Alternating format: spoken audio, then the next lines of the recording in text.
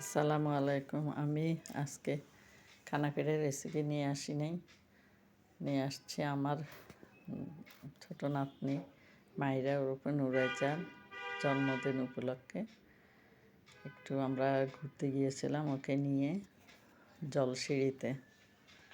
জলসিঁড়িতে গিয়ে গাড়িতে করে ঘুরছিলাম। সন্ধ্যা হয়ে গেছে, তাই নিচে নামি নাই। তারপরে ওকে নিয়ে একটা রেস্টুরেন্টে ঢুকলাম। রেস্টুরেন্টটা ছাদের মধ্যে, দেখতে খুব সুন্দর। চারপাশ অন্ধকারে ঘেরা, শুধু লাইট দেখা যায়। আমরা ওখানে চিকেন, তান্দুরি, পরোটা, অন্থন স্যুপ, যে যা খাবার খেয়েছে। তারপরে ছাদের মধ্যে যার জন্মদিন সে একটু লাফালাফি করলো।